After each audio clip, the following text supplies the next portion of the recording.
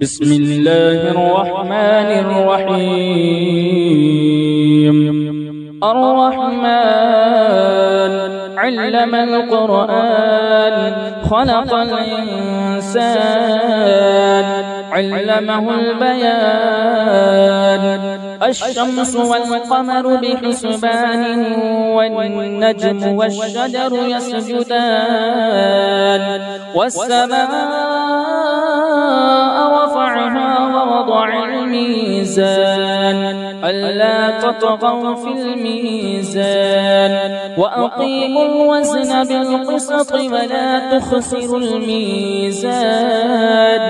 والأرض وضعها للأنام فيها فاكهة والنخل ذات الأكمام والحب ذو العصف والريحان. فبأي آلاء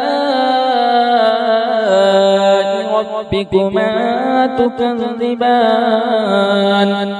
خلق الإنسان من صلصال كالفخار وخلق الجن من مارج من نار. فبأي آلاء ربكما تكذبان؟ رب المشرقين ورب المغربين. فبأي آلاء ربكما تكذبان؟ مرج البحرين يلتقيان بينهما برزخ لا يبغيان. فبأي آلاء ربكما تكذبان؟ يخرج منهما اللؤلؤ والمرجان.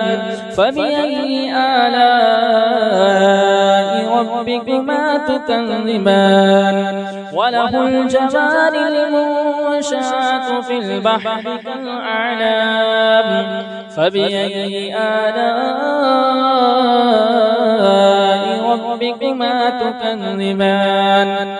كل من عليها فان ويبقى وجه ربك ذو الجلال والإكرام. فبأي آلاء ربكما تكذبان؟ يسأله من في السماوات والأرض كل يوم هو في شأن. فبأي آلاء ربكما تكذبان؟ سنفرغ لكم أيها الثقلان. فبأي آلاء ربكما تكذبان؟ يا معشر الجن والإنس إن استطعتم أن تنفذوا من أقطار السماوات والأرض فانفذوا لا تنفذون إلا بسلطان. فبأي آلاء ربكما تكذبان؟ يرسل عليكما شواظ من نار ونحاس فلا تنتصران. فبأي آلاء ربكما تكذبان؟ فإذا انشقت السماء فكانت وردة كالدهان. فبأي آلاء ربكما تكذبان؟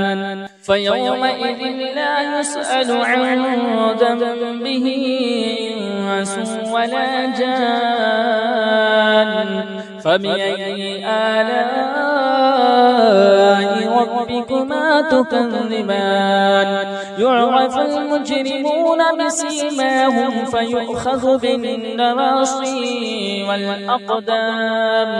فبأي آلاء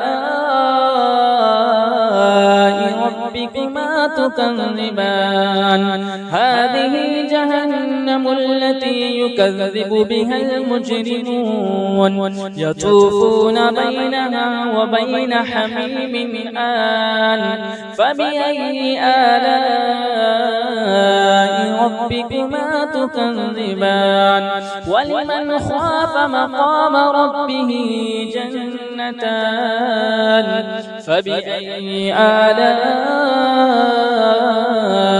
ربكما تكذبان ذواتا أفنان فبأي آلاء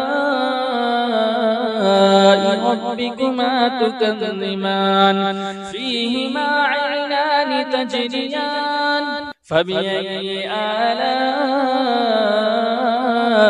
ربكما تكذبان فيهما من كل فاكهة زوجان فبأي آلاء ربكما تكذبان متكئين على فرش بطائنها من استبرق وجنى الجنتين دان فبأي آلاء ربكما تكذبان فيهن قاصرات الطرف لم يطمثهن إنس قبلهم ولا جان فبأي آلاء ربكما تكذبان كأنهن الياقوت والمرجان فبأي آلاء ربكما تكذبان هل جزاء الإحسان إلا الإحسان فبأي آلاء ربكما تكذبان ومن دونهما جنتان فبأي آلاء ربكما تكذبان مدهامتان فبأي آلاء ربكما تكذبان فيهما عينان نضاختان فبأي آلاء ربكما تكذبان فيهما فاكهة ونخل والرمان فبأي آلاء ربكما تكذبان فيهن خيرات حسان فبأي آلاء ربكما تكذبان حور مقصورات في الخيام فبأي آلاء ربكما تكذبان لم يطمثهن إنس قبلهم ولا جان فبأي آلاء ربكما تكذبان متكئين على رفرف خضر وعبقري حسان فبأي آلاء ربكما تكذبان تبارك اسم ربك ذي الجلال والإكرام